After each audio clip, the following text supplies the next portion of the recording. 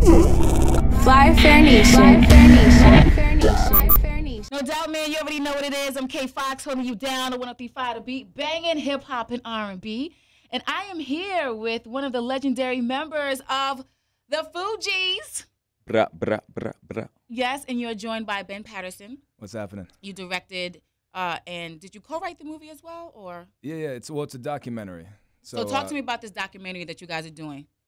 What's done. It's premiering tonight at the Miami Film Festival at 9:30, and it's an amazing documentary. It's about the documentary is called Sweet Micky for President. Sweet Micky for President.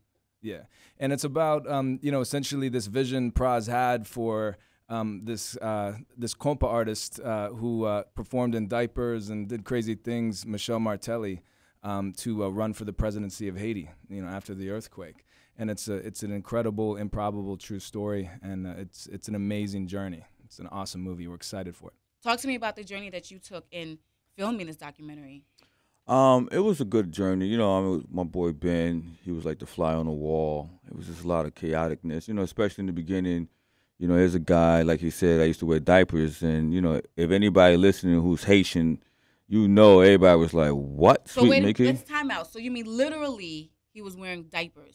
That was part of his act. Sweet Micky, his stage name was Sweet Micky.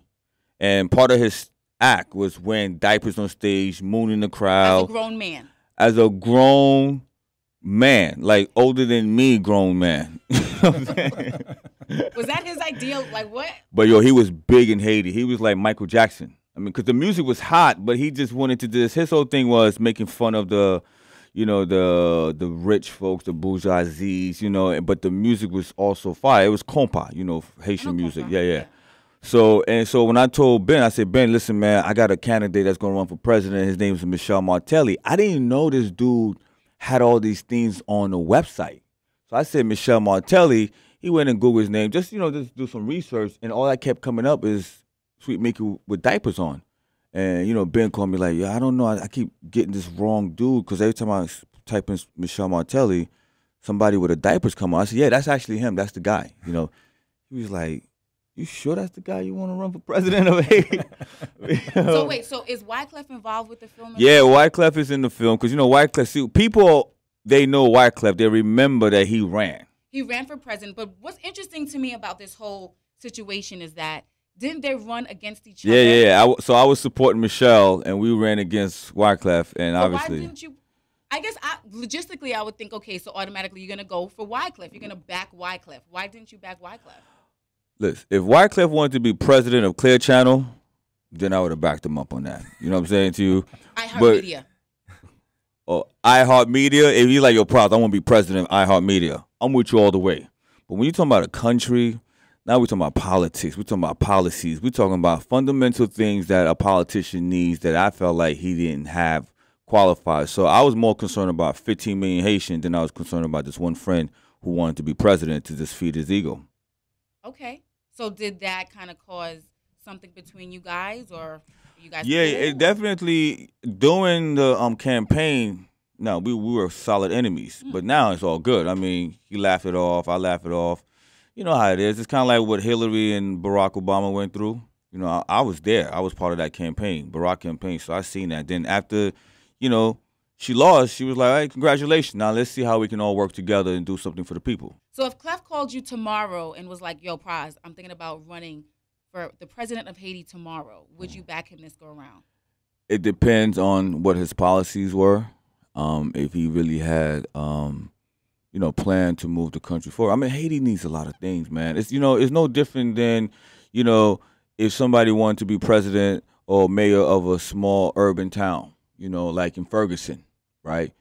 If one of my homies came and said, I want to be president, I want to be mayor of Ferguson, after we just seen what happened, if you don't have a plan to create jobs for these kids down there, to create health care, to create an education system, I can't support you. We're talking about people's lives. We're not talking about, yeah, this my homie who I grew up with, let's have fun. This is something serious. So you're on the fence. It depends, and I would have to also believe he could win because I got to go with a winner. Were you there when he supposedly got shot for that whole situation? Nah, I wasn't there for that. I mean, I heard about that, but you know, I wasn't there for that. Okay. Shot? Wait, he got shot? Supposedly in his hand. Oh, He was in Haiti. You don't remember that? I think I vaguely remember that. No, that's why his arms wrapped up in the movie. Right. Okay. Okay. Yeah. It was so much going on. You know, it was that was one of the things that happened, I guess. Okay. Yeah. You are too funny. So now that Sweet Micky is president, do you see any of those changes being applied to Haiti, or what he said he was going to enforce? Are these changes happening? Look, there are some things that were positive about it, but I think if you speak to another group of people, they'll tell you not much happened. But you know, for us, the movie we made wasn't a political movie. This movie is about, you know, hope and anything is possible. It's about, like, you know, we talk about a lot of things, especially, you know, black folks. You know, we talk about how we being treated, and this movie is about, look, if you want to make a stand, take action. That's what I did. I just took an action. I didn't know what I was doing. You know, I just believed in something and I went forward. That's what this movie is about. It's not a political movie. Politics is just the backdrop of it because he happened to be running for president. But it's about some guy who went from wearing diapers to becoming head of state.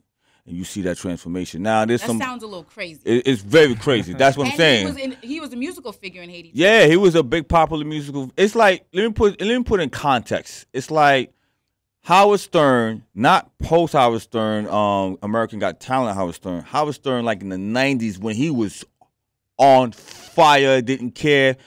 Howard Stern saying, you know what, I'm going to run for president of America. Just think of it, that's the equivalent to what Sweet Micky was. See what I'm saying to you? That outrageous. You know how but he came to you with a plan. No. I went to him. Okay. I suggested you should run for. I didn't know what to do. I just knew that after the earthquake, I was like, man, I got to do something. This is my people. I can't just sit back and watch this go down like that. So I went to him. I said, yo, you should run for president. Now, in hindsight, in my good consciousness, if you ask me, Pras, would you do that again? Get a diaper person to run for president of any country? I said, no, that's ridiculous. You know? Why did some things happen in between then? No, it's not that anything happened. It was meant to happen. Okay. You see what I'm saying to you? Because this is a ridiculous thing to begin with. It goes to show you some things are just meant to be. You know what I mean? So it was one of those situations. Everything kind of like fell in the right places. If you had the plan already in place, why present it to him? Why not you run? Well, I'm an American. Okay, I was born here. You have to be a resident in Haiti. Plus, I don't want to be no president of no country. Man, I'm one of those people, listen, if you ain't paying taxes, you ain't doing what you're supposed to do, machete. That means like machete, off with their heads. You know, that's my whole thing, you know? It's like, because Haitians, you got to understand something. When you're talking about trying to bring democracy to places that's not used to democracy, we see what's going on in Iraq. We see what's going on in Syria. Because they're not used to it. Even right here in America, civil rights bill was signed in '68. You still got some white folks who still not comfortable with the fact that black people are free. They still not used to that yet. So imagine going to a third world country and you got to tell them, listen, you got to pay taxes. You got to stop at the red light. You got to put out the trash. They're not used to that. Well, I think it's even more of a civil war that happens in Haiti because you have your light-skinned Haitians and your dark-skinned Haitians. Oh, wow. You know, I was there. I went with Micky to Haiti about 2 times. So you before know the it's earthquake crazy. And after the earthquake. So even within the community, there's racial divide. Well, yeah, I mean, I guess that's right here in the African American community too. You're right. You know what I'm saying to you? But I think the bigger problem is just the people, jobs, education. I think everyone should have the right to be able to get a job. Mm-hmm. That's the fundamental. And now it may not be, not everyone has the right to be wealthy, but you have the right to be able to provide for your family. And that's not even there for them. The basic human fundamental, in my opinion. How did you guys connect for this documentary? You know, I got a call from Pras. I had done some work for this watch company, Audemars AP. Piguet. Yeah. And I know Pras saw some piece that I did, and he called me up and was like, yo, this is Pras. You want to go shoot a film in Haiti, you know? And at that point in time... Had you ever been to Haiti before? No. I mean, honestly, I knew about it on television, but until Pras, you know, it essentially entered my life, you know, I really was never planning on necessarily getting involved in Haiti. Yeah. So in some ways it made it kind of like an exciting adventure, you know, and I wanted to make sure that when people saw this film, they experienced that same adventure, you know, like what is it to go into this world and walk through this door into an incredible culture that not a lot of people understand. But how long did it take for you to film this documentary until it was a complete piece? About 4 years. Yeah, it was like a 4-year process. Yeah. But you know, we were in Haiti, man. Like I looked at it the other day, like around 100 days in total.